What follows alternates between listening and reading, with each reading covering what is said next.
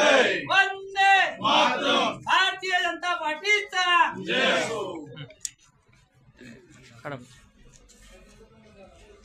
Okay sir.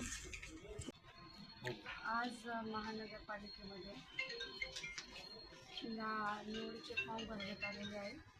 Bharatiya Janata पार्टीचे सर्व आणि निवडून आलेले नगरसेवक बहुमताने निवडून आलेलो आहोत आणि आज आमच्या स्थायी समितीची बैठकीचे जे उमेदवार आहेत त्यांचे आज आम्ही अर्ज दाखल केलेले आहे।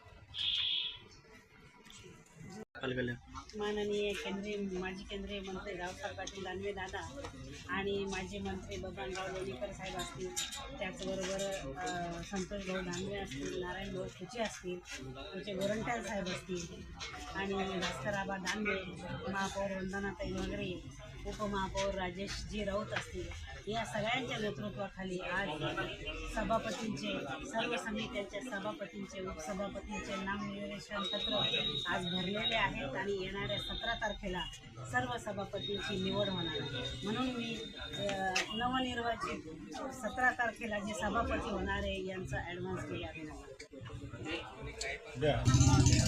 दानवे साहेब, लोणीकर साहेब आणि कैलास गोरंट्याल, महापौर वंदनाताई मगरे, उपमहापौर राजेश भैया राऊत आणि माझ्यासोबतचे सगळे नगरसेवक यांना सभापतीपद आणि उपसभापतीपद हे स्थायी कमिटी आज आम्ही फॉर्म भरले आहे। तर आम्ही सगळे मिळून निश्चितच चांगले काम करू।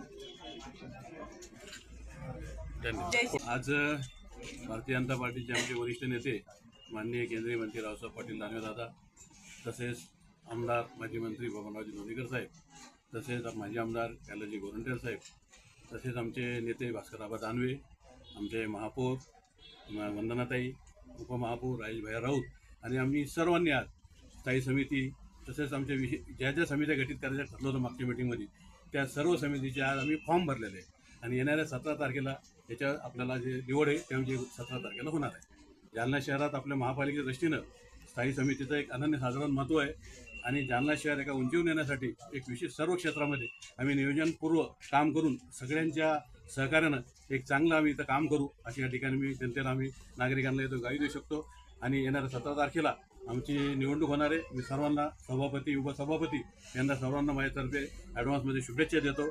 जय हिंद, जय महाराष्ट्र। सर